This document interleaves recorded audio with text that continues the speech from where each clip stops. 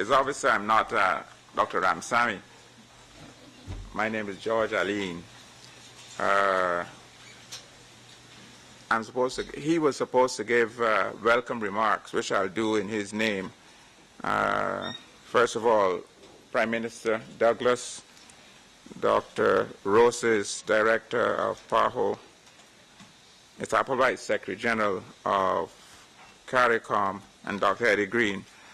First, my apologies from Dr. Ramsamy, who is Chair of the CARPHA Steering Committee.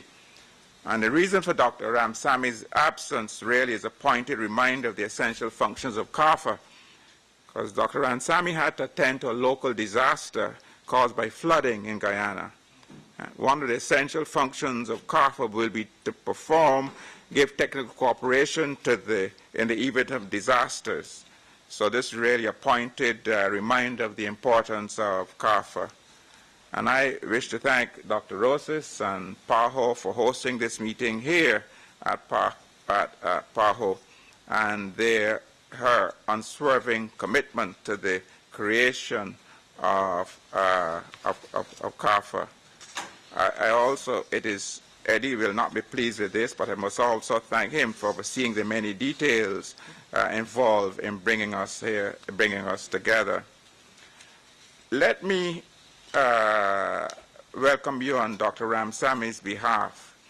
Most of my brief comments are a reflection of his thinking as I've culled from the numerous discussions we have had over the years about CARPHA. It's good to see so many at this second partners meeting, and this is being held almost a year to the day since the first partners meeting. And some of you are new, and some of you are veterans, shall we say. And I hope there will be the same or great enthusiasm for this second partners meeting as was displayed in the first one. You all know why you are here. Individually, you know about CARPHA. You know about CARPHA of the excellent material that has been provided for you. But I believe that there's nothing better than coming together as a group for a collective appreciation of the need for CARPHA and the needs of CARPHA, and a stock-taking of where we have come along this journey and how many miles we have to go not to sleep, how many miles we have to go before we rest. This is a partners meeting. It is not a donors meeting. And partner in the English language has a long and venerable tradition derived from the meaning, from the word to share, and is appropriate for this kind of gathering of persons and institutions which share the vision of an agency in the Caribbean, given a focused response to the shared problems of the Caribbean. The minister from Trinidad and Tobago, Senator Therese Baptiste Cornelis, Minister of Health and other of Trinidad and Tobago, will be speaking immediately after I finish here, and not, as the agenda says, after the Secretary General. The Minister has time constraints, and the Secretary General has graciously agreed to change the agenda in this regard. We have participating via webcast stakeholders from CARICOM states and others within and outside of the Caribbean, and we also have members of the Caribbean media. We have some apologies and expressions of interest in CARPHA from the Caribbean Development Bank, which is considering, as all good banks do, a loan, rather, as all better banks do, a grant for CARPHA implementation. We have the Caribbean Tourist Organization, the Caribbean Cruise Ship Industry, Caribbean Shipping Organizations, and the Caribbean Hotel and Tourism Association, because they could not be here because this event clashes with other commitments they have made. We also have expressions of interest from the Ford Foundation, the Wellcome Trust, Grace Kennedy Caribbean, the Caribbean American Chamber of Commerce. We are especially pleased to see our distinguished members of the head table, but particularly Prime Minister Douglas, who has just rushed from New York directly from the participation in the UN high-level meeting on HIV/AIDS, where he led the leadership panel on shared responsibility and addressed the Assembly, as is his wont, on behalf of the Caribbean community with distinction. TDB Canada carried out the costing study for CARPHA, and Brian McKay leads a team of Canadian and Caribbean consultants in developing much of the processes needed for CARPHA. And I must mention the sterling work of Dr. Jerome Walcott, who continues to anchor the implementation activity with the assistance of Nicola O'Reilly, consultant from the National Social Marketing Centre of the UK, both located at CBC Barbados. And we have here with us Mrs. Myrna Bernard of the Human and Social Development Division of CARPHA. This meeting is being streamed live on the internet and is being videoed. And for those of you who are interested, I hope all of you are, the CARPHA Intergovernmental Agreement is available at the back of the room.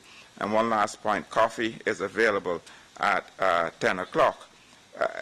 I'm particularly pleased to see the Prime Minister, Dr. Roses, and the Secretary General here, because their presence is a clear indication of the importance of CARPHA, not only within the Caribbean, but in the region as a whole. And I hope at the end of the day, you will go away with the same, imbued with the same kind of passion that Dr. Douglas, Dr. Roses, and Ms. Applewhaite will exhibit when they make their presentations about CARPHA. And now, if we may have the presentation by the Minister of Health of Trinidad and Tobago, that would be very good indeed. May we?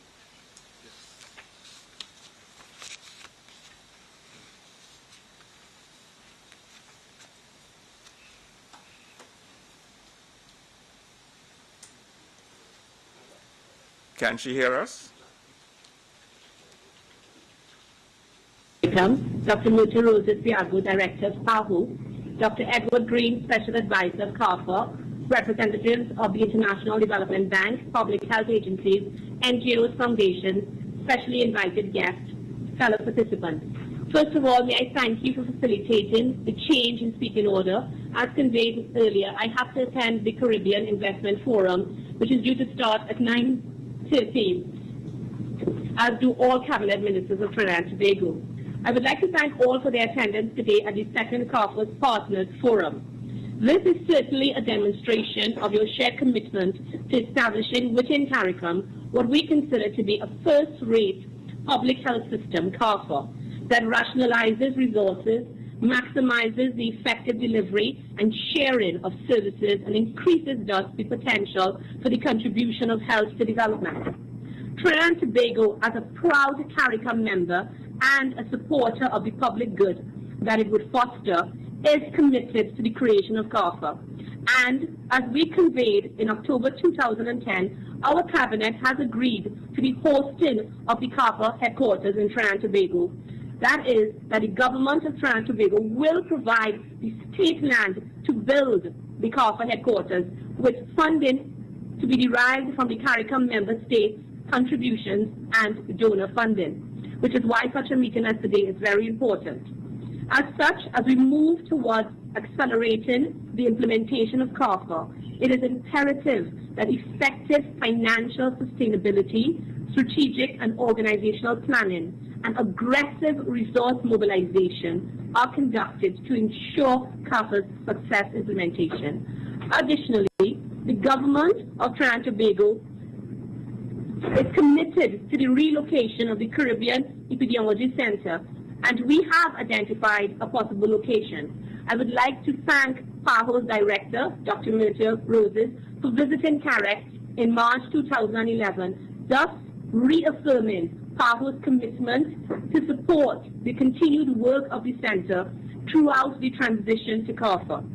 CAREC will continue to provide health surveillance services to its member countries. This has been assured by Dr. Mirta Roses until CARPHA assumes that function. And we, the Governor of Trinidad and Tobago, are very pleased to hear this.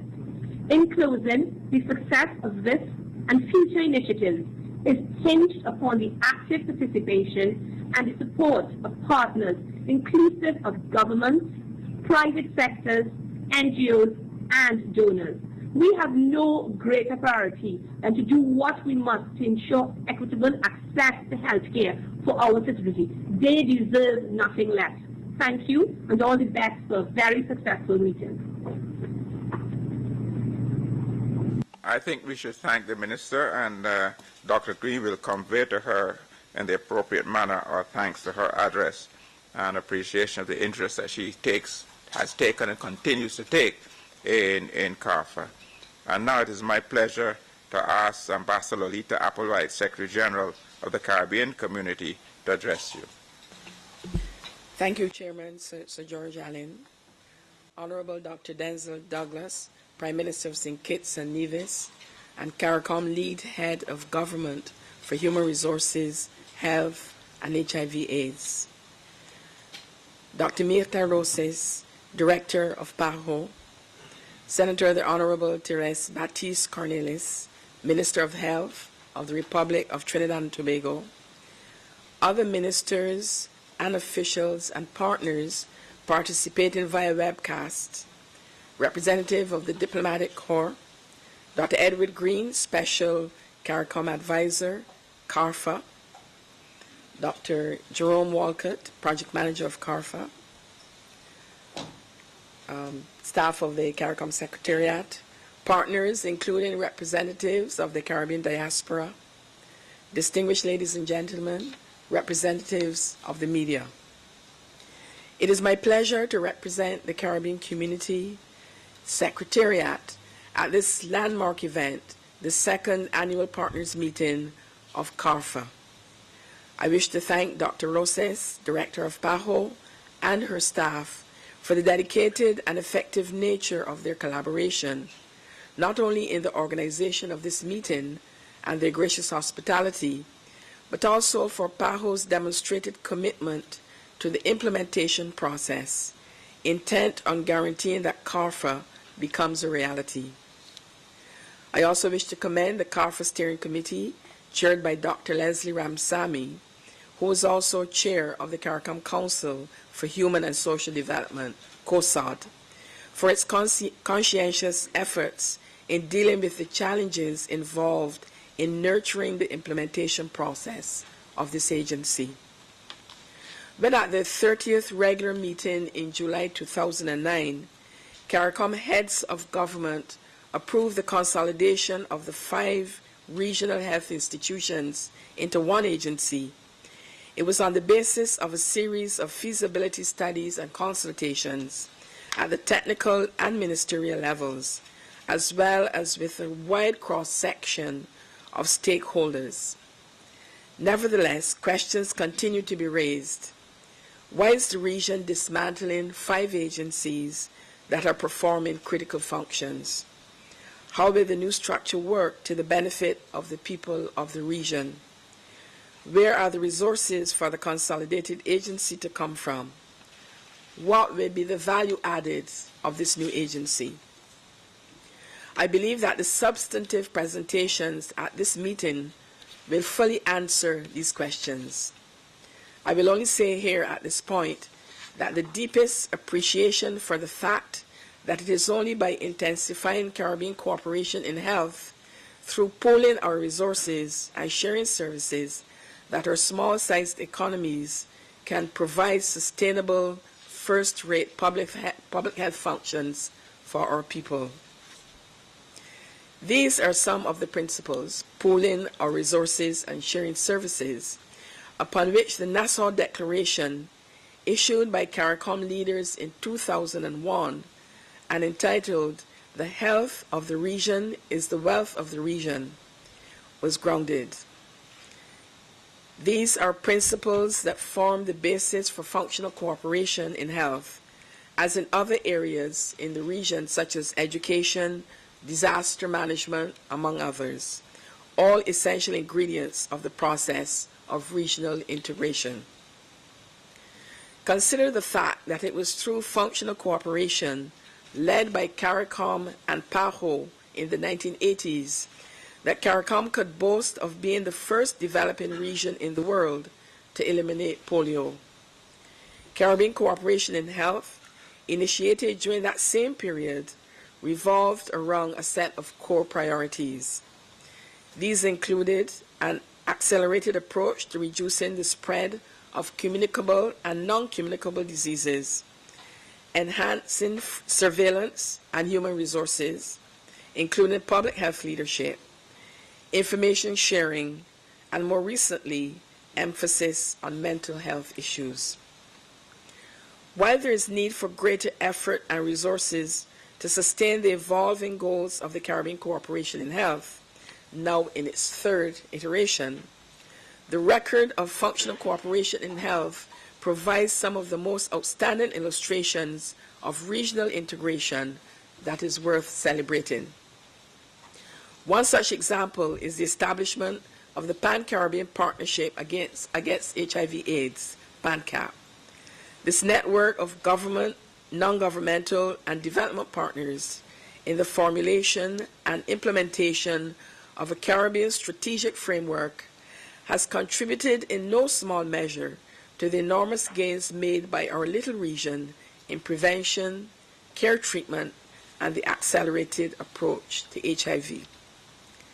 So much so that the 10th Annual General Meeting of PANCAP, the Declaration of St. Martin that resulted, could dare advance the aim that by 2015, the CARICOM PANCAP region will eliminate mother-to-child transmission of HIV, increase access to treatment by 80%, and reduce deaths from HIV by 50%.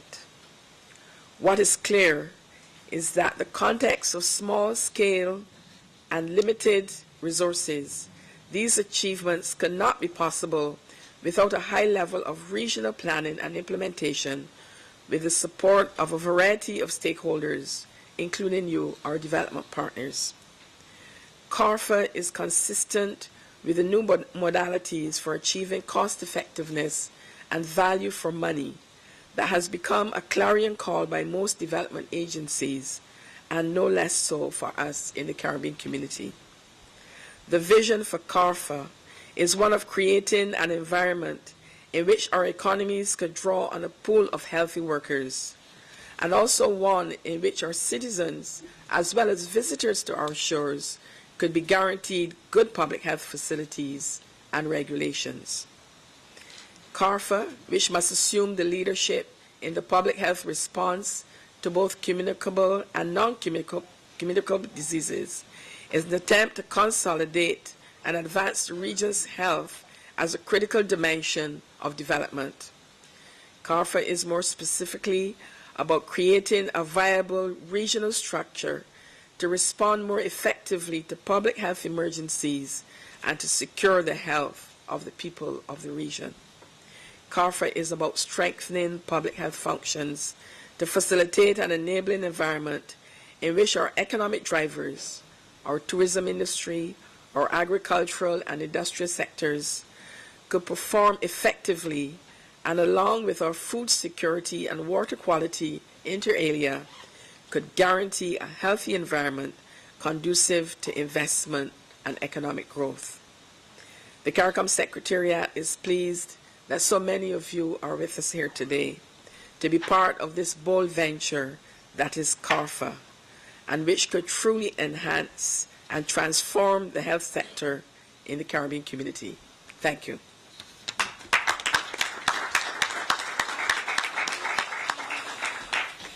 Thank you, Ambassador.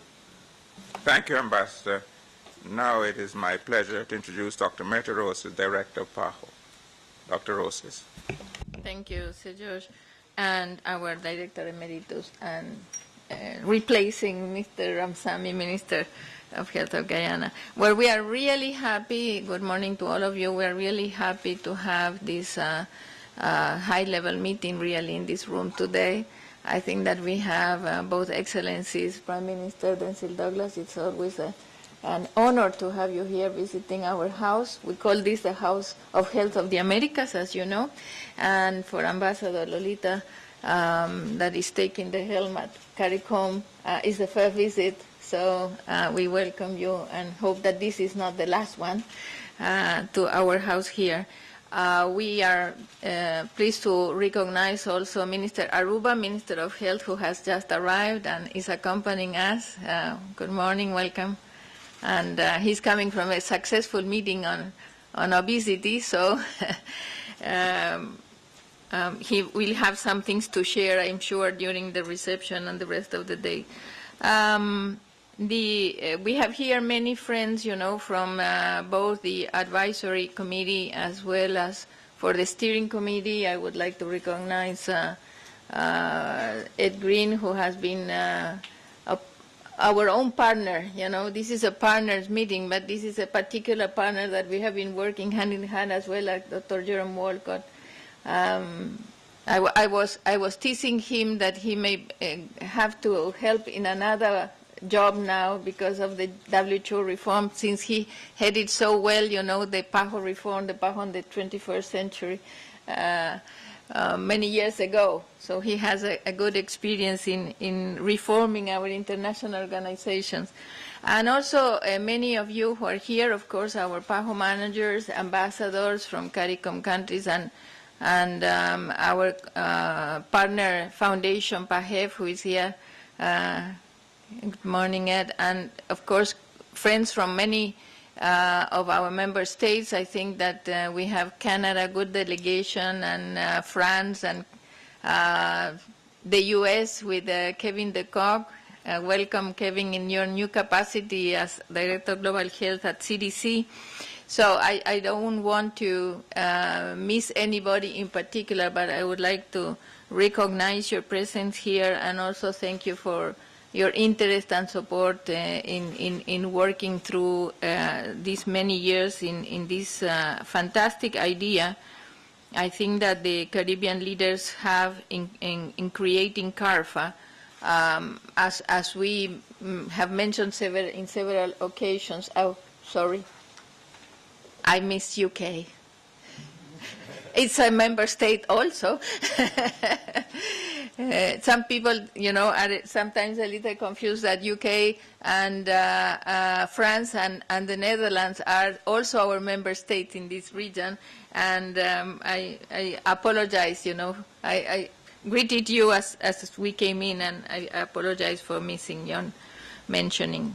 But I was referring to the forward-looking and innovative way that the Caribbean leaders took for creating CARPHA, because we really are convinced that this is going to be under the approach of regional public good, very important to be able to address the international responsibilities of the Caribbean countries, but also the challenges that the region faces in many fronts, both in the Millennium Development Goals, particularly the health-related ones, but also globalization and the longer-term problem of modern diseases like chronic diseases that we are so much involved this year, but also violence from a public health point of view, and those health aspects that are going to be aggravated by climate change. And I think that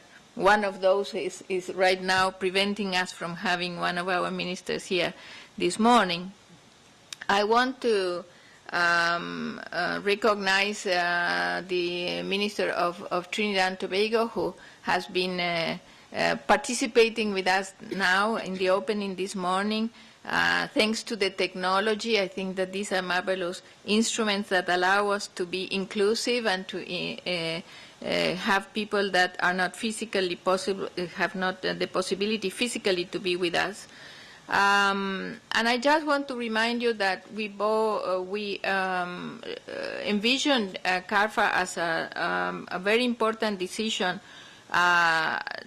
as a modern way to organize the resources and optimize the resources of the Caribbean, both in the delivery of the CCH3, as Ambassador Applewhaite was mentioning, and also as increasingly due to the value of health in advancing economic growth and political stability, and of course human development. So let me point briefly what are the goals of the CCH3 that we think that CARPHA is called to fulfill in a better way than the current arrangements. And those are particularly the creation of a healthy Caribbean environment conducive to promoting the health of both the Caribbean citizens and the visitors, since, as we all know, tourism is one of the key engines of the economic development in the Caribbean. But also as I mentioned, the citizens, it's very important the contribution to the health and well-being of the Caribbean people.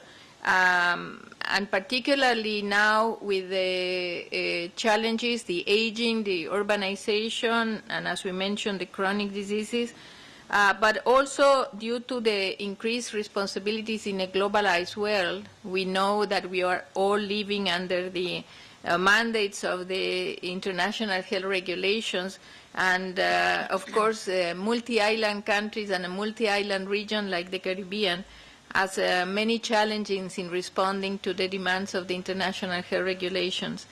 Also, the CARPHA is very well positioned to support the human resource capacity, which is one of the concerns, repeated concerns of the leaders in the Caribbean. And we hope also that with increased surveillance and research in health, CARPHA will be able to contribute to better evidence-based decisions to become a key contributor to policy development in the region. So these are some of the goals that are embedded in and stated in the CCH3 that we think that an arrangement like CARPHA will improve and will even take the capacities of the Caribbean to a higher level within the timetable that has been established for this current third iteration of the Caribbean Cooperation in Health, which goes from 2009 to 2015. Now, from the point of view of the region, I think that we have making tremendous steps, and I welcome and recognize the efforts of CARICOM to ensure that the process for the CARPHA establishment is moving forward. I hope that during the Heads of Government meeting that is coming in early July, the first week in July, and it will be hosted by Prime Minister St. Kitts and Nevis, the general agreement will be able to be signed by sufficient countries to become enforced, and we will be able to have CARPHA also recognized as a legal entity, which is one of the important steps for many of, particularly the funding donors, to move forward, and which is also an important step for the host country, Trinidad and Tobago, to take some of the decisions for funding. So since I mentioned Trinidad and Tobago, let me recognize also the commitment that we have been seeing for the Minister herself and her team, but also from the Prime Minister. As Minister Therese identified, she mentioned that we identified together during my last visit to Trinidad and Tobago the possible location that will accommodate the National Public Health Lab and the current functions, particularly laboratory and others, as well as the CARPHA requirements. So I think that we are moving ahead with that component in a very successful way. And I would also mention that we hope that as soon as possible we can start PAHO has committed to support the search company that will be looking for the recruitment of the 4 positions that have been identified in the transitional team, which will also be located in Trinidad as discussed among the Caribbean leaders. And that, I think, is important so that we can have really this second phase of the work that has so far been very diligently performed by Dr. Jerome Walcott from our office in Barbados, from the Caribbean Program Coordination Office in Barbados. And let me recognize the presence of Dr. Pate here, the Caribbean Program Coordinator. So we have 2 I would say we have three really points of support in the Caribbean. Of course, our office in Guyana is daily in contact with CARICOM and the Acting Secretary General. In Barbados, in the Caribbean Program Coordination Office, where we have the project manager, Dr. Walcott, located. We have in Trinidad support both to CAREC and as well as to the government of Trinidad and Tobago, and we are ready to also support the transitional team when it is hired. And of course, here in Washington, we have Dr. Green with us. So that complements the platform that we have created in order to be able to ensure the proper information sharing and work that needs to be done to keep the process moving in a good dynamics. On another midterm, long-term view, of course, we will be continuing supporting the centers that we currently have and also the other regional institutions that are in the Caribbean with whom we have technical cooperation agreements like CEHI. But we have done good progress with both centers. First of all, let me tell you that with CAREC we have completed a renovation of the infrastructure at least to keep, the services in good capacity, but also incorporating new technology and new diagnostic tests. And of course, this was facilitated because of the general support we receive from our donors, particularly for during some events. We started with the World Cricket Cup, we follow with the influenza pandemic, and of course we keep, using all the resources and opportunities we have to strengthen the capacity not only of CAREC but also of the network of laboratories, because many of the countries in the Caribbean have been able to upgrade also their own national capacity. And in that particular area, we are very actively supporting Trinidad and Tobago to upgrade their facilities for the new National Public Health Lab in the country. At the same time, we have been working with both councils, CAREC Council and the CFNI Policy Advisory Council, seeking their guidance and preparing for the transition, identifying their key functions, what are the things that we need to strengthen and what are the things that we need to phase out, reprofiling the staff as the positions become available due to retirement or separation or withdrawal of people, and at the same time keeping them with the best communication and training capacities to be able to perform in a seamless approach their function. We have also been successful in ensuring the financial stability of both centers. They are both with a working capital in positive working capital and increasing their working capital, and I can assure you that the Caribbean countries have been very diligent contributing in the quota assessment or contributions, annual contributions to both centers. And I would like to recognize that in spite of the concerns about the arrears, Jamaica has been able to commit and complete their annual contribution as was established 4 years ago. So I would say that we have continued, because it is a mandate of half of our member states, with the support to these two centers and also to the CCH3 through the different venues that the organization has in the strategic plan, and it will continue having that.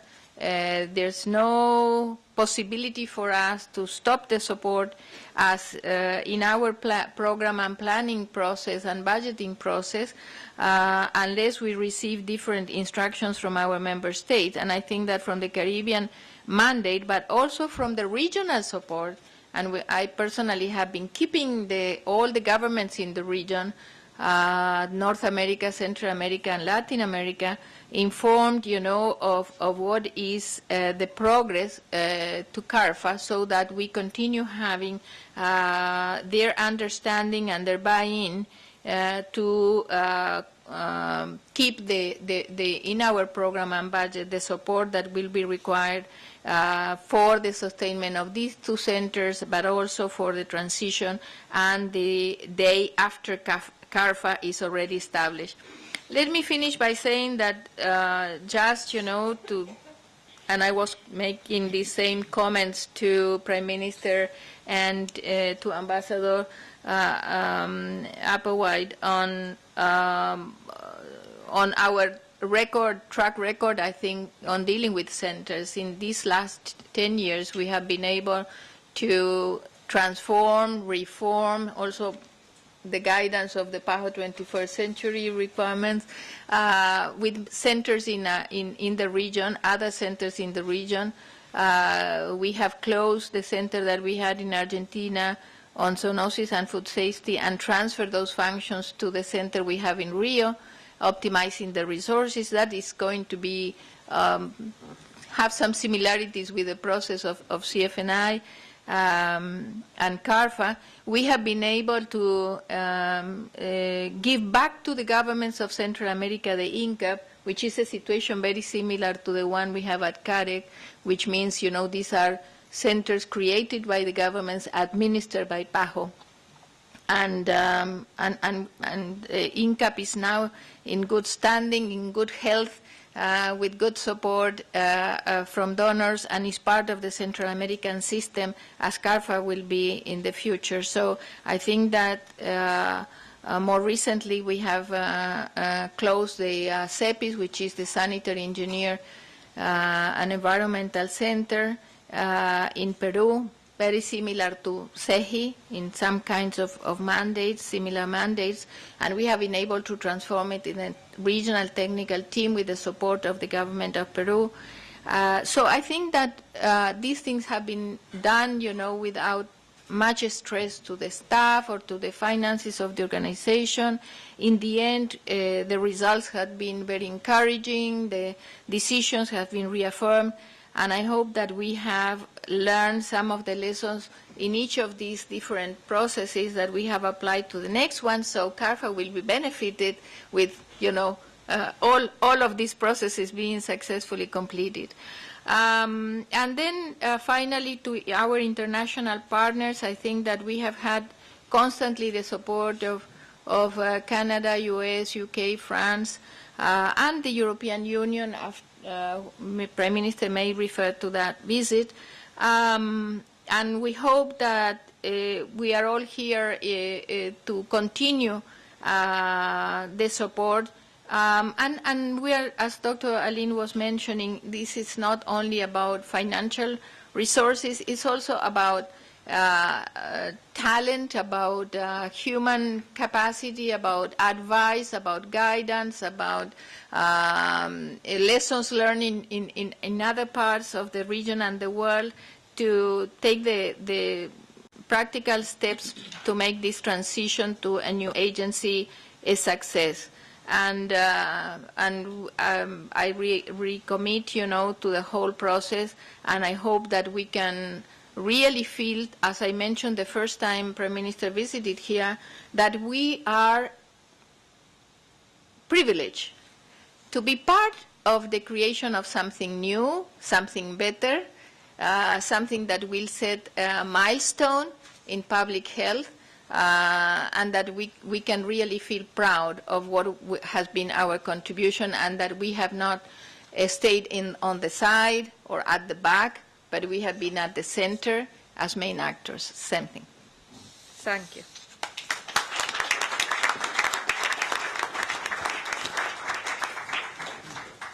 Thank you very much, Dr. Roses, for that firm and resounding expression of commitment to the process and commitment to stay the course until CARPHA is a reality and beyond. Thank you very much indeed.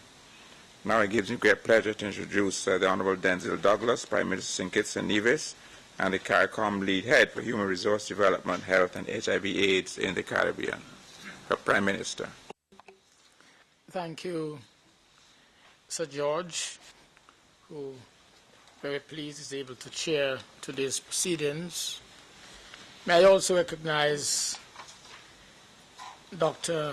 Mirta Roses, our director here, and our kind host, Ambassador Lolita Applewhaite, who is our Secretary General of CARICOM, acting, and our Senator, the Honorable Teresa Baptiste Cornelius, our Minister of Health of Trinidad and Tobago, and other distinguished ministers who are participating by way of our webcast, and our distinguished ambassadors and those of the diplomatic corps who are here with us this morning, and all distinguished ladies and gentlemen.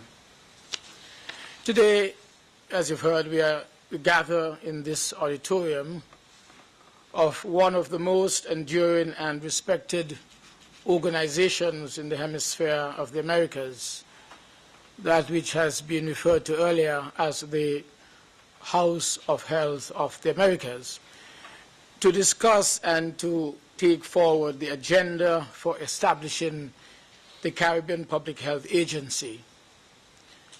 And I am very sure that in time the delegates to this partners meeting will look back with pride to our individual and collective roles in the establishment of what has been described as a landmark institution. This morning I want to emphasize that I am here not only in my capacity as the Prime Minister of St. Kitts and Nevis to demonstrate my support, but I am here also on behalf of the current chairman of the Caribbean community, the Prime Minister of Grenada, and all of my colleague heads of state and government of the Caribbean community. And it is because we believe this CARPHA initiative is for the regional public good. We who have been involved in this process, we know the challenges that have been encountered. There was the issue of overcoming the skeptics across the spectrum of the region and the international community, of the vision and the viability of the Caribbean Public Health Agency. There was the need to convince others of the feasibility of consolidating the 5 institutions into one agency. And this is despite the evidence from a range of objective studies by the most credible sources and the careful scrutiny of the recommendations from these studies by our own technical officers and decision makers. Evidence shows that the configuration of the public health response by the existing health institutions was not the most efficient. There were also the lessons from around the world. There were the debates within the World Health Organization on the ideals of health for all, and within PAHO on equity in health. The report of the Caribbean Commission on Health and Development that was delivered back in 2006, it underscored the need for revamping the region's approach to public health and helped to shape the underlying philosophy of what is today CARPHA. In addition, the experiences of Canada, the experiences of the United Kingdom, the United States of America, and the European Union have provided useful guidelines for public health approaches. In the European Union, for example, notwithstanding the long-established health systems within most of the member states, mechanisms for cooperation in health are being promoted, including the European Observatory in Health Systems and Policies, the Association of Schools of Public Health in Europe, the European Health Management Association, and the European Public Health Alliance. All these are models that we are carefully looking at. These models notwithstanding, our biggest challenge was coming up with a formula that best fits the needs and the peculiar circumstances of the diverse Caribbean region. In so doing, it is important for us to place CARPHA in context. The Caribbean community is no longer an experiment. It is, in fact, a reality. It was constructed on the basis of a treaty, the Treaty of Chaguaramas, back in 1973, which has evolved through amendments over the past 38 years. While the establishment of the Caribbean Single Market and Economy, the CSME, is the acknowledged flagship of the integration movement, it is not the only yardstick by which to measure the progress made in regional integration. The Treaty of Chaguaramas has identified 3 critical pillars of integration, including trade and economic integration, foreign policy and community relations, and functional cooperation, replaced by human and social development, while acknowledging functional cooperation as a cross-cutting element.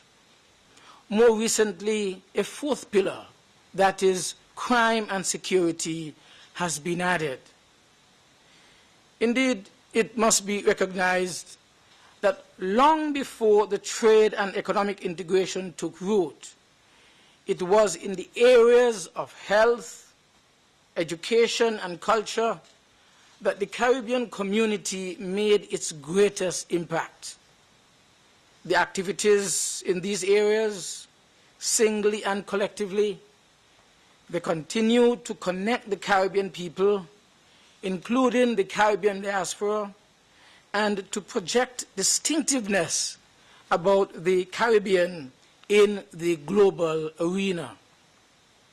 In particular, the area of health cooperation has been an outstanding illustration of what can be gained by acting collectively to achieve outcomes that benefit all the citizens across the entire region, minimizing the inequities and maximizing the efficiencies.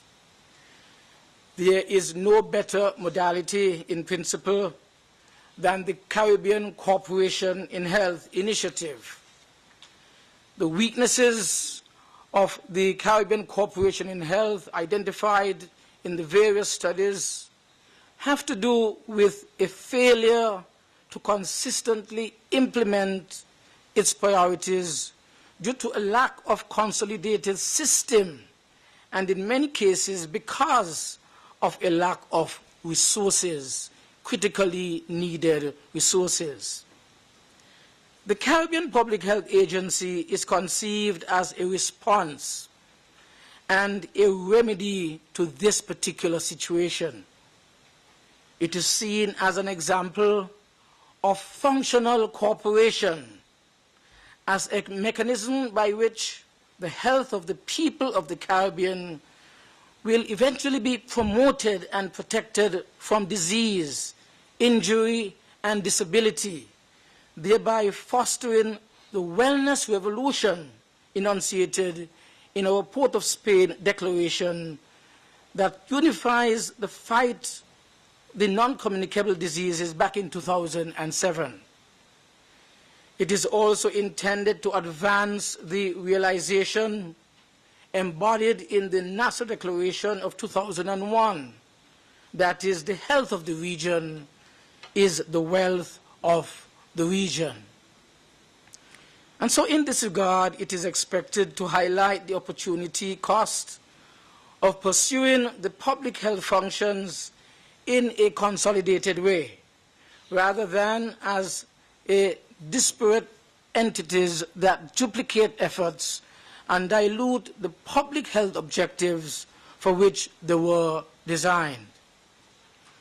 This is by no means to suggest that our existing public health institutions have not served our region well. In many cases, they have functioned under circumstances that challenge the very creative imagination and management capability of their respective directors, which we celebrate and which I ask you to duly recognize this morning.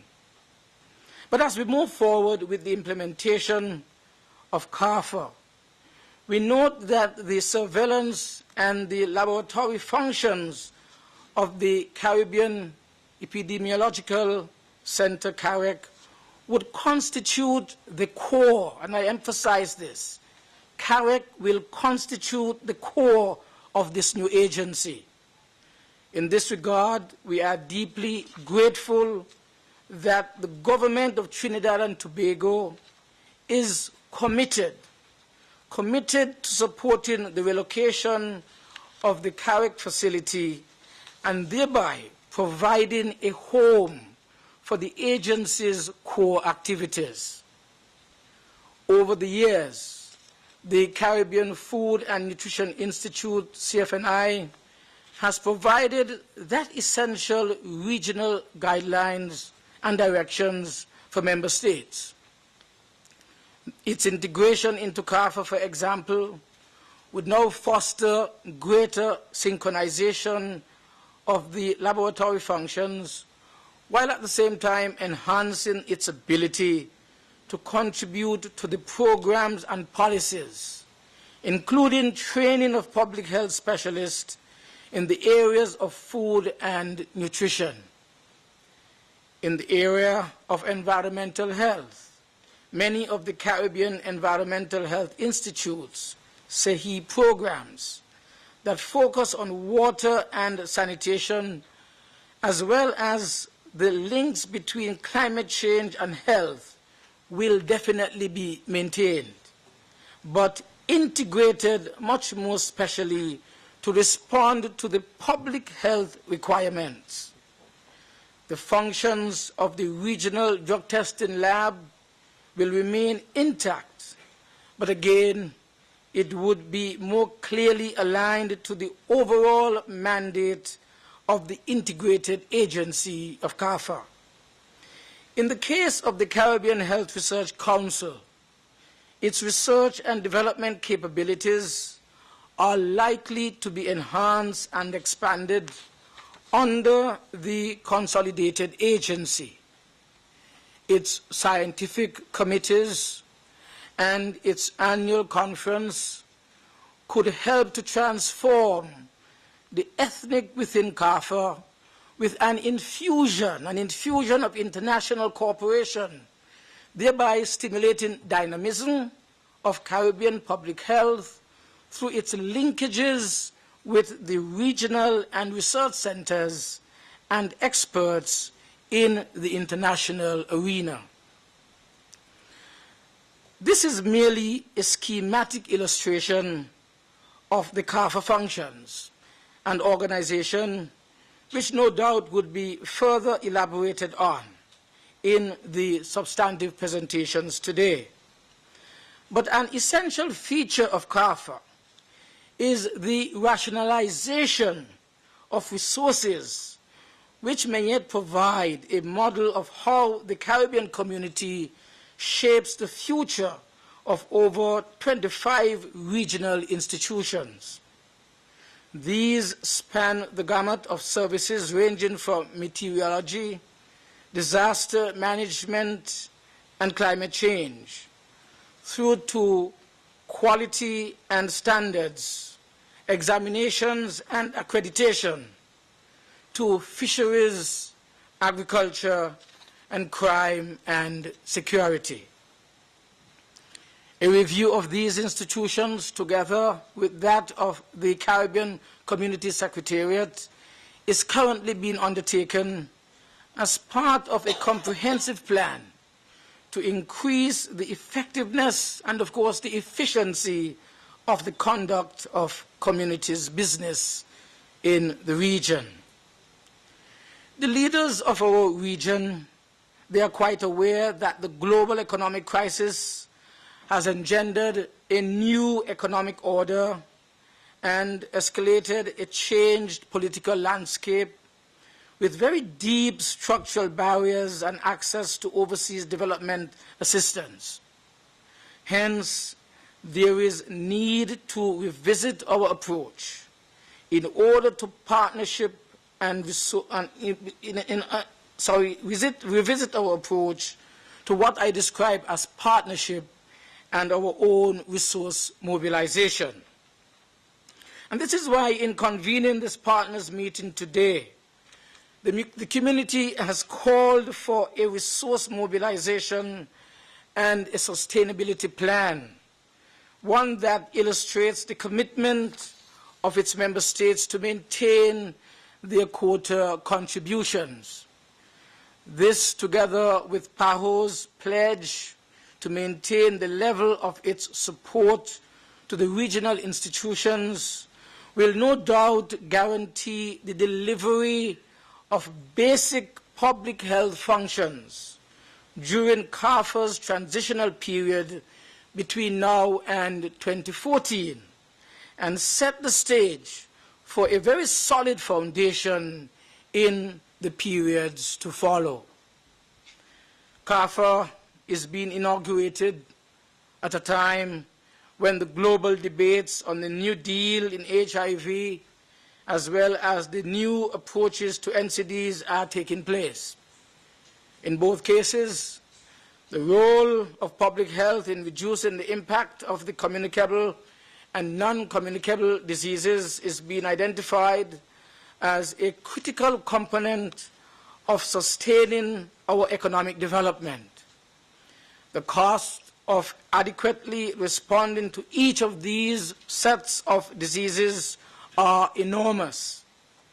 CARPHA, therefore, it provides the possibility of being that bridge for channeling scarce resources and fostering that shared responsibility and institutionalizing effective management. This is therefore the context in which we invite our partners to collaborate in accelerating CARPHA's implementation plan. The tasks before us are many, but I emphasize they are not insurmountable.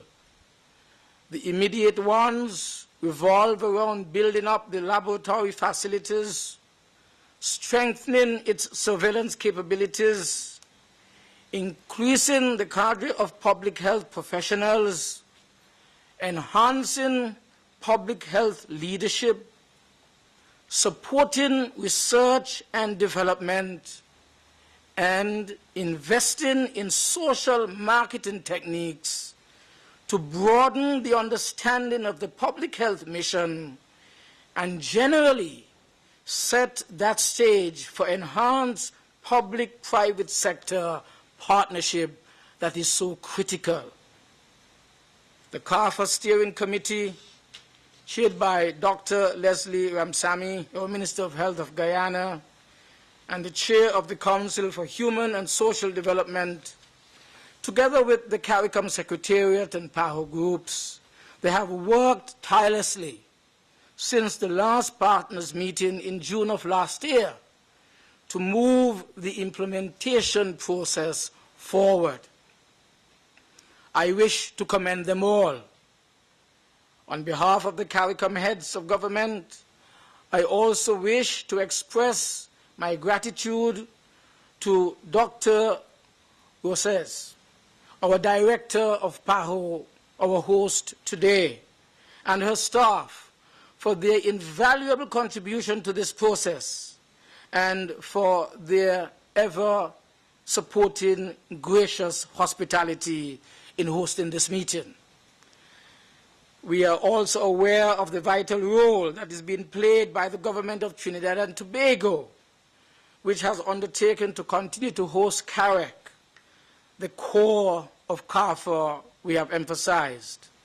In addition, we wish to recognize the support and the outstanding contributions to this process that has been made by the Public Health Agency of Canada, as well as the ongoing collaboration of the United Kingdom Department of Public Health and the National Social Marketing Company of the United Kingdom. I also must place on record our that very deep commitment made by the European Commissioner for Development to support CARPHA. And we're very pleased and we're glad that he has accepted our invitation to attend our Heads of Government meeting on the 1st of July this year in St. Kitts and Nevis, at which we hope that the ceremonial signing of the intergovernmental agreement establishing CARPHA as a legal entity will eventually be done. Let this partnership meeting, therefore, provide a further impetus for us to truly say that we are gathered here today on the 13th of June, 2011, during the period designated by the President of the United States of America as Caribbean American Heritage Month. Let us use this occasion to rewrite Caribbean public health history. Let us join in amplifying the inspiring sentiments of the American writer Sonia Jones, who has penned these words that I quote. We must remember that one determined person can make a significant difference, and that a small group of determined people can change the course of history. Thank you. And I bring this message, of course, on behalf of my heads of government colleagues. Thank you.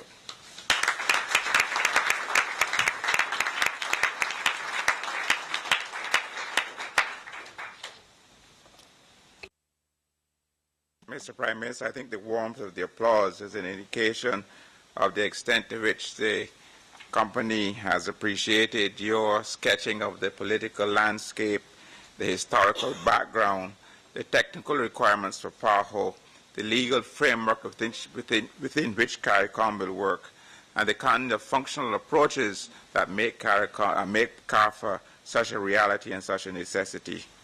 And we are very pleased that you stress not only what must be done now, but we stress that if it were done, it were best to be done quickly. You stress the immediacy of which we must proceed, and I think you gave a marvelous charge to the company here as to what it must do and what it must take away. Let me thank you for speaking so eloquently and passionately and pointedly on behalf of your CARICOM minister heads, CARICOM heads, about the importance to them and to the community of this new agency. So thank you very much, Prime Minister. Now we'll have a presentation on the update of CARPHA implementation process by Dr. Walcott. Dr. Walcott, Project Manager of CARPHA.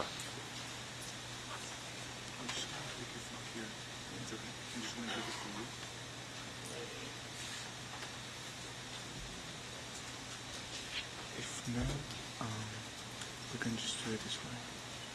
And you can just click it here, but it's going to be smaller.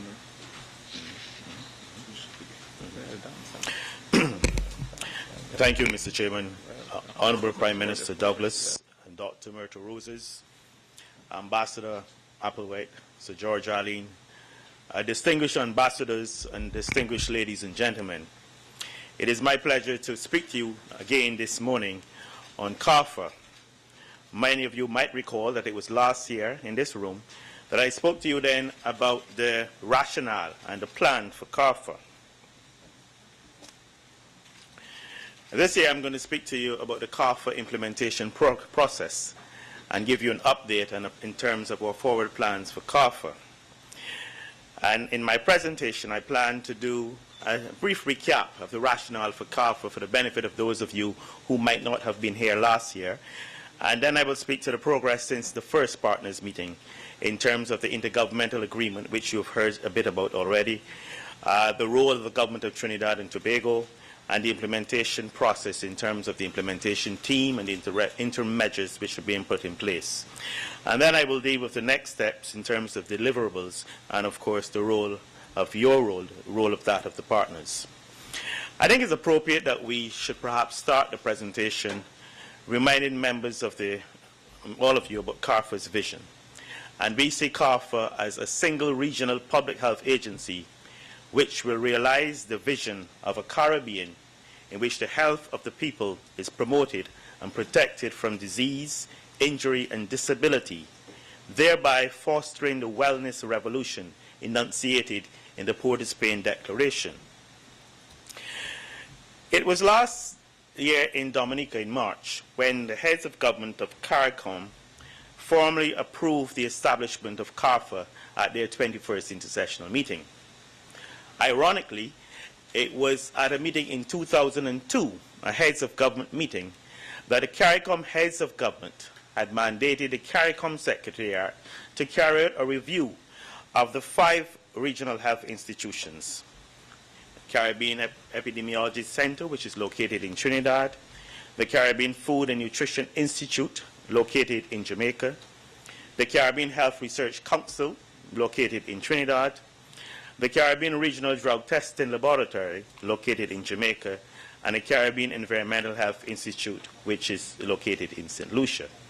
And at that heads of government meeting, CARICOM Secretary was mandated to carry out a review of these institutions, and it was an instruction of the heads of government to see how they could improve efficiency in the delivery of services from these 5 institutions. There were concerns in terms of the level of efficiency, in terms of duplication, and in terms of the fact that you had 5 institutions, 5 administrations, 5 management. And that set in train a series of reviews, consultancies, reports, meetings to discuss this, analyzing these institutions and what would be the most efficient way forward. And it was some 5 years later, in 2007, when the CARICOM health ministers at a meeting in Washington approved the recommendation coming out of all of those consultations that the most efficient utilization of resources would be to have one single regional public health institution to cover, absorbing the functions of the 5 institutions and at the same time addressing many of the gaps which had been found in the delivery of public health services to the region. That set in train, the approval of the health ministers set in train a number of consultancies again and reports, because now you had decided on a single health institution. But then we needed to agree on the functions of this new institution, how it would be structured, how the governance mechanism, where it would be located, and this took us to another 2 years. So it was in 2009 that we had agreed on the functions, the structure, the location, and the governance of this new health institution. After that, we then developed an implementation plan, and the costing of CARPHA was prepared. And this was finally delivered to the ministers, the heads of government, in March in Dominica in 2010, at which time approval for CARPHA was given. So it had taken us some 8 years. It was not something that we conceptualized overnight and rushed in. There was a lot of consultation, a lot of reports, a lot of reviews. And CARPHA now is seen not only as an institution that will provide laboratory referral and reference services, or indeed a surveillance of communicable and non-communicable diseases, but this new institution is expected to play a leadership role in public health interventions in the region. It is also expected to provide an evidence base which is so often needed by policymakers in terms of public health policy, in terms of public health decision making. And importantly, to provide information in a timely and accurate information, not only for Caribbean countries, but also for the international world in terms of what is happening in public health in the region. And especially important, this institution will allow us to coordinate our responses, the health responses to disasters and disease outbreaks that often occur in the region. Many of you will be aware that we suffer from hurricanes almost every year, flooding, and the recent earthquake in Haiti, in terms of the need for us to have in place some sort of center that can respond in a timely fashion to these disasters and these problems. And so in terms of benefits of CARPHA, you've heard the Prime Minister speak about the regional public health goods, and providing regional public health goods and services obviously will improve well-being and the socio-economic development and contribute to the socio-economic development of the region. Responding to the massive burden of the non-communicable diseases on individuals, families, businesses and governments in terms of the quality of life, in terms of the loss of productivity, and in terms of the cost to the individual governments in the region in terms of caring for persons suffering from these diseases. I think many of you might not know, but there's a study that was done a couple of years ago in the region which indicated that in 5 countries, Bahamas, Jamaica, Trinidad and Tobago, Guyana and Barbados, as much as $1 million US is spent in terms of caring and managing persons in those 5 countries who suffer from diabetes, just one of these non-communicable diseases. And CARPHA is expected not only in terms of surveillance, but to provide sort of regional guidelines, be it in terms of dietary salt intake, be it in terms of promotion of exercise, etc., to give these guidelines to the region and to give a coordinated response to the scourge of non-communicable diseases in the region. I've mentioned before enhancing the public health responses in case of disease outbreaks and case of natural disasters and emergencies. And of course, by reducing the economic impact of communicable diseases. We see a study done by one of my colleagues who I see in this room this morning speaking about issues associated with public health in the tourism industry, where between 2000 and 2006, I believe it was, public health issues associated with hotels in 13 countries in this region had resulted in losses and lawsuits estimated at US $250,000. So you see the importance of CARPHA and the improvements that it would bring to public health delivery in our region. With all of this in mind, CARICOM Secretariat and Pan American Health Organization organized our first partners meeting in this room last year. I believe some of you might even recognize yourselves in these pictures. And this was to tell the world about CARPHA, our rationale for CARPHA and our plans for CARPHA, and what we envisaged that CARPHA would do. Since then, we have made some progress. It is not the progress that we expected to make. We've had some setbacks, and I will speak about those. The intergovernmental agreement is now completed, and this will give and provide a legal basis, the legal framework for the establishment of CARPHA as an entity. And you've heard Prime Minister Douglas speak about this. And there's expected to be a formal signing of this document on the 4th of July in St. Kitts and Nevis. This took longer than expected in developing this intergovernmental agreement. But I'm certain that all of you would appreciate in legal documents of this kind where there are 15 member countries and they have to agree on the format, on the sections, because it becomes binding on every one of these countries that it will take some time. Indeed, I can report this morning that they're so enthusiastic as some member countries that even before the proposed formal signing on the 4th of July, already some 6 member countries have already signed.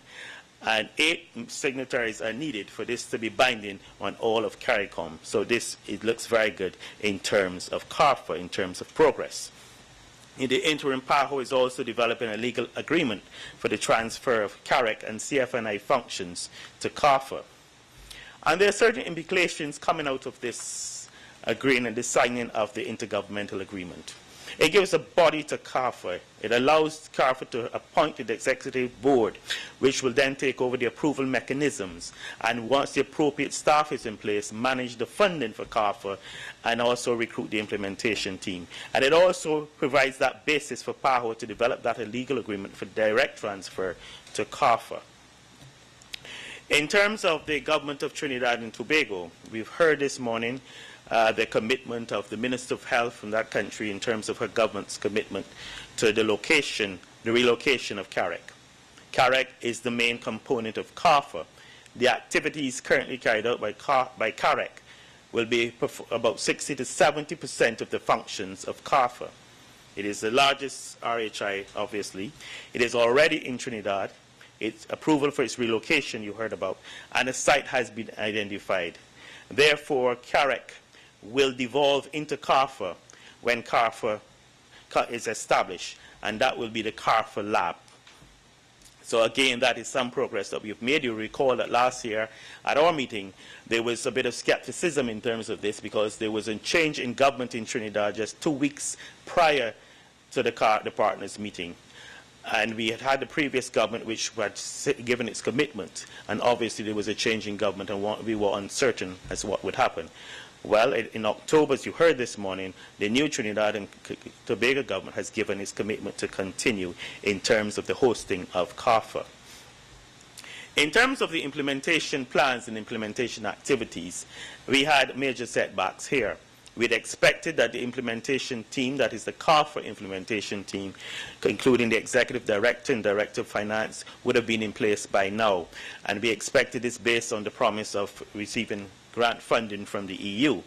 However, this has not materialized, or in fact did not materialize as we anticipated at that point in time. And you've heard from Prime Minister Douglas of the assurance from the Commission of the EU in terms of support for the implementation team for CARPHA. Presently, the CARICOM Secretary is engaged with the EU regarding this grant for the implementation team, and the EU consultants have been in the region and have been engaging with us in discussions about CARPHA, and the EU funds are now expected towards the end of this year. Of course, additional funds will be required for other implementation activities once the implementation team is in place in terms of the integration management system that will be needed, recognizing that before the CARPHA structure is completed in Trinidad in 2014-2015, that CARPHA will operate in these various entities to maintain services during the transition, and so that integrated management system will be absolutely necessary. In the meanwhile, the project team has not thrown its hands up in the sky because we have not received the funding, and along with Dr. Edward Green, who is a special advisor, have undertaken various elements of the transition work which was supposed to be performed by the implementation team. We are looking at new monitoring arrangements in terms of the key performance indicators for the various timelines. We are preparing an updated social marketing strategy, especially this would be important in the transition stage in terms of keeping the staff abreast of what is happening. There's a laboratory special advisory group. We have draft terms of reference, and this has been done in conjunction with our partners, the Public Health Agency of Canada, the United Kingdom HPA, the CDC, and ECDC, along with a PAHO lab specialist based in Trinidad. And this special advisory group is to advise us in terms, looking at the requirements for CARPHA in terms of its functions and its activities, that will advise us in terms of the spatial requirements, the type of labs we need in terms of equipment. And this information will be given. Already the Trinidad and Tobago government has requested information for CARIC in terms of the requirements for the new lab, and it is expected that the work of this laboratory special advisory group would feed into that in terms of the requirements for CARPHA. Consultants have been recruited to develop a resource mobilization and sustainability plan, and you will have a presentation from one of those consultants later today. And to develop a transition plan, a detailed transition plan, so to deal with the major issues in terms of job descriptions, performance reviews, etc., which will take place in that necessary transition period. And of course, to begin undertake the work on the CARPHA strategic plan. So those are the things that we are doing in spite of not being to have the implementation team in place at this point in time. And we've been bold enough to outline certain deliverables in terms of the signed legal agreement for CARPHA by the 4th of July, the updated social marketing strategy by the 31st of July. The Lab Special Advisory Group will have its first meeting by the 31st of July, and to have a new timetable and monitoring arrangements for CARPHA activities to be ready by the 31st of July. We expect that the September the 30th to have the resource mobilization and sustainable plan, and we hope that we can have our first CARPHA Executive Board meeting at the end of September also. And of course to have the detailed CARPHA transition plan ready by the 30th of November. And now finally I come to the role of the partners. And Sir George said in his presentation, he described the partners and made the point that it was not about giving funds, but it was about a number of things. And we see the role of the partners in 4 areas, in terms of engagement, in terms of financial support, in terms of providing technical expertise, and in being champions for CARPHA. In terms of engagement, we have engaged with several of you in various ways, and especially in terms of the public health agencies in assisting us in terms of your policies, in terms of your practice, in terms of your perspective, sharing these with us so that we do not reinvent the wheel and encounter some of the problems that you would have encountered. In terms of financial support, it is expected that quota contributions from member countries, along with PAHO, and over the years we've had support from various donors. We expect that this will continue. What I should say at this point, however, is that the Public Health Agency of Canada and the UK Department of Health and the National Social Marketing Centre of the United Kingdom have been very supportive of us in this regard thus far. In terms of technical expertise, I've spoken about the role of the special advisors from the various public health agencies in terms of our lab special advisory committee. But of course, as CARPHA is established, as we go through the process of the establishment of CARPHA, there are obviously other areas in which our partners can provide technical expertise. And finally, in terms of advocacy, we feel that advocacy for CARPHA is very important. We think it is extremely important that there is a buzz around internationally, that there is this new public health institution which is coming to fruition in the Caribbean, which will deal with the public health issues of that region, which is a model for people to look at. We therefore would like to encourage you to be advocates for CARPHA, and indeed to beg you and ask you to be champions for CARPHA, as that we see as being a very important role that you can play. And I think with that, it brings me to the end of the presentation, and I want to thank you.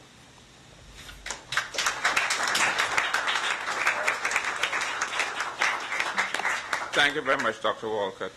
Now we have time for some questions, some clarification. We have a lot of time after for the open discussion, but I wonder if there are any questions for Dr. Walcott.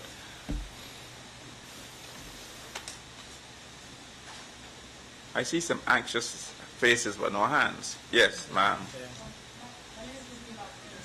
My question is... Okay, can you tell me, you must forgive me, I don't know everyone, tell me the institution. I'm sorry. I am the founder of the Caribbean Public Health Coalition, and I am also the president of the Public Health Alumni at Morgan State University. My question is about the educational piece. My experience here is that, I'm actually from Suriname. My experience is that at Morgan State University and other historically black colleges, there are quite a few Caribbean students who come to study public health, to get a master's in public health or to get a doctorate in public health. And a lot of them don't necessarily have any incentive to go home, if you will.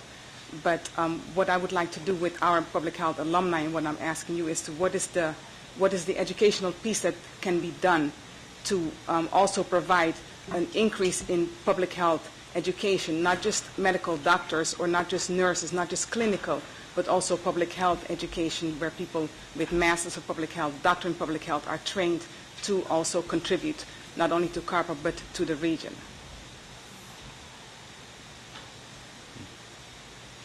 Let's take another question and then we'll perhaps deal with more than one simultaneously. Thank you very much for that very important comment and question. Any other questions? No, Joe, we want to tackle that one? In terms of the public health education, CARPHA does not see that initially as its role in terms of public health education.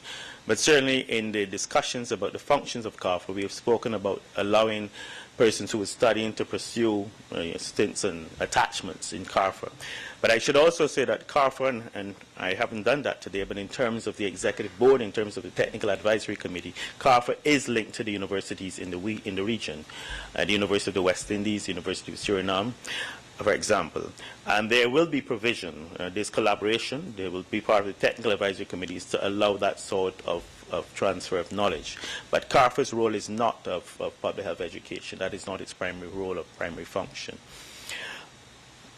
Any other? Yes, please. Chris Brooks from Health Action Partnership International, representing the Department of Health in the UK. You very kindly mentioned that the Health Protection Agency was keen to be part of the Expert Laboratory Special Advisory Group. You said that's convening at the end of July. That's really great to hear. And the flag I'd want to do is you'll need to contact either myself or directly the Health Protection Agency fairly rapidly, because they themselves are going through, as we often are in England, a transition period. And we've had an indication in the past that the longer we have notice, the more that we can actually achieve. So if you can give a short description of how you intend to get to convening that advisory group, that would be helpful, but I would also make a flag to you to actually contact myself or the Health Protection Agency shortly to let them know a potential date, even a hold the date. That would be helpful. Thank you. Thank you, Chris. The delays were in terms of establishing the terms of reference, and we plan to send those to the HPA first, and then before we convene that meeting. But we're looking at having a meeting done by July the 31st. Any other question? Please. Minister from Aruba. Minister. Good morning. I'm the Minister of Health and Sports of Aruba.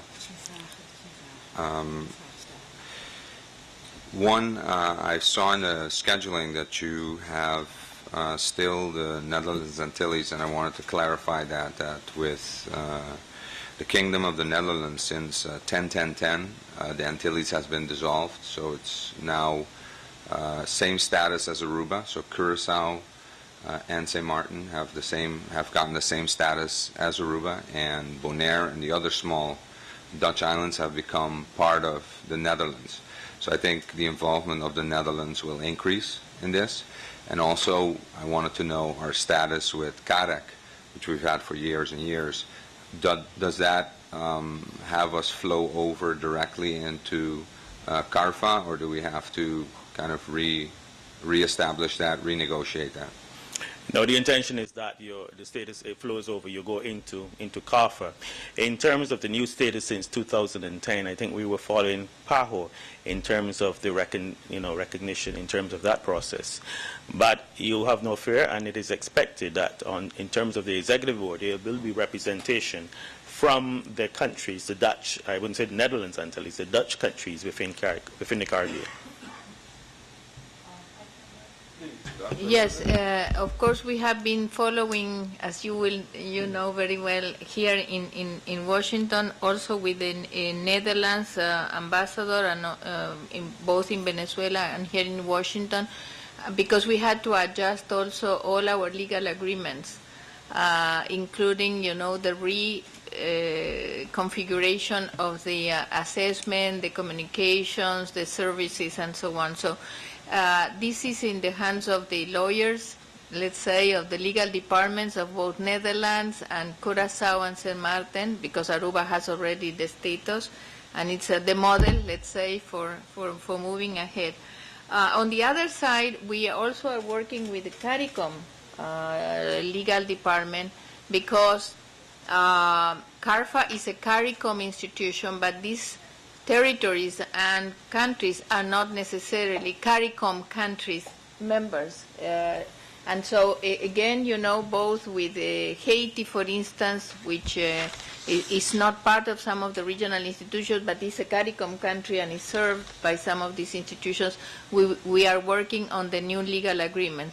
We are just waiting for the legal agreement, the IGA, the intergovernmental agreement that we hope, because we need to have that legal framework, as Dr. Walcott mentioned, in order to proceed then from the document that is at the back of the room, from there to adjust the other legal agreements that we still have.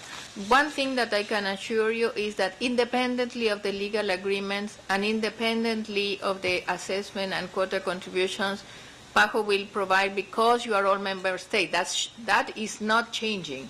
You are all member states of PAHO. Thanks very much, Dr. Roses. If there are no other questions, sorry, please, Dr. Roses. Thank you. Just to say that we are going to have two important events. You know, both CARIC and CFNI councils are meeting mid-July. So I think that it's important to keep them informed, the councils, you know, of what transpired after this meeting, but also from Dr. Walcott, so that the council members are informed. And eventually, I know that they will ask for this laboratory advisory team meeting because it is so much linked, particularly for CARIC, and also the team that has been put in place in Trinidad by the government of Trinidad to define the needs of the National Public Health Lab and the CARIC needs, so that they can be, the CARPHA requirements can be addition. Thank you very much, Dr. Roses. Before we break, thank you very much, Dr. Walker. Before we break for coffee, in response to your question, there is training to the master's level in public health at the university. I think that is 3 campuses in Barbados, Trinidad, and Tobago, and Jamaica. And there's a doctoral program, as you know very well, the doctoral program in public health, but you know all of that already. Now, you'll be able to discuss later the extent to which these doctoral students will find a role and a place in CARPHA. That's something that will evolve. Thanks very much. Let us break for coffee.